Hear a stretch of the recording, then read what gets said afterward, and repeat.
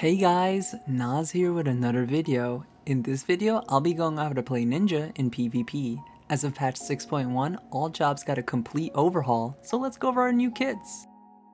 Our basic combo consists of Spinning Edge, Gust Slash, and Aeolian Edge. You'll mostly be using this as filler while you wait for your cooldowns to come up.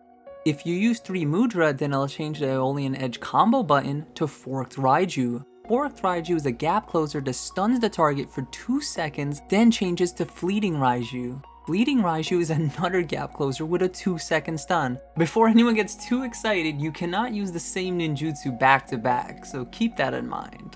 If you use Sakuchi, then Aeolian Edge will turn to Assassinate. This attack has a bit of a wind-up animation, but it hits for 12,000 potency. Fuma Shuriken is our range attack that does 6,000 potency and we get 3 charges. If used under 3 Mudra, then it'll turn to Yosho Ranryu, which does 16,000 potency. Fuma and Hyosho are great to kill targets who are out of melee range. Next up is our first off GCD. Mug does 2,000 potency and applies a debuff that makes the target take 10% more damage for the next 10 seconds. On top of that, it gives us a chargeback of Fuma Shuriken.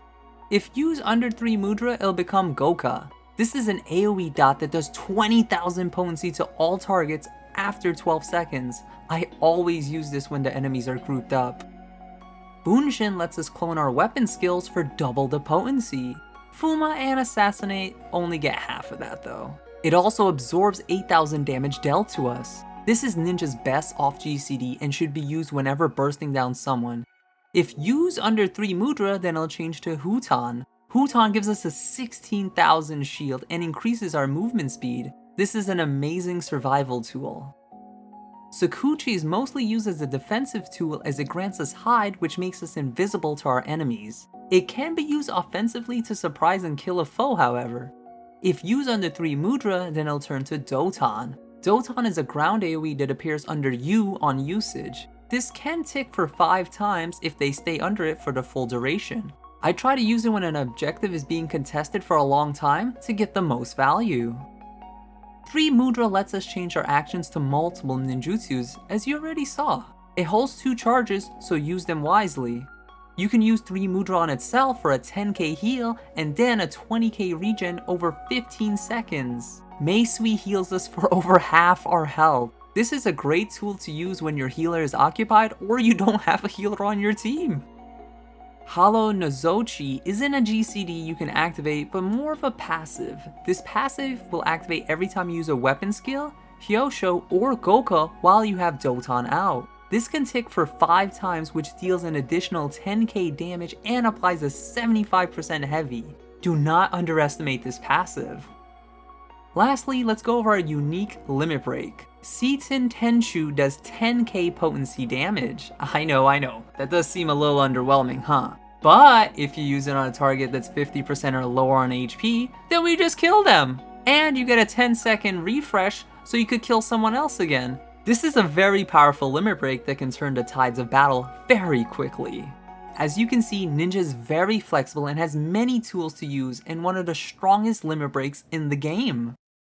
Before I forget, let's go over our common actions.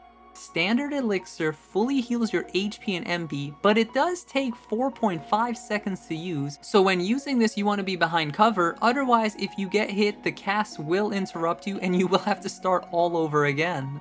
Recuperate is our only use of our MP resource. It heals us for 15,000 HP on a 1-second cooldown. Try to only use this when you'll get the full value, as MP recovery is rather slow. Every 3 seconds you get back 500 MP, so it'll take 15 seconds to get another usage, which is a long time on the battlefield. Purify gets rid of debuffs and gives us immunity to those debuffs for 5 seconds so we don't get chain status. Guard reduces the damage we take by 90% and grants us numerous status immunities for 5 seconds. Well, there has to be a drawback, right? There is. You get a 50% movement speed penalty when activating this. It's best to use this when someone is trying to kill you and you couldn't escape otherwise, to get the full value out of this and act as a pseudo cancel to the penalty. Lastly, we have Sprint. This increases your movement speed so you could catch up to your foes or run away to safety. If this video brought you value, please leave a like and consider subscribing, as I plan on making more guides for other jobs I enjoy in PvP. Until the next video, I'll see ya!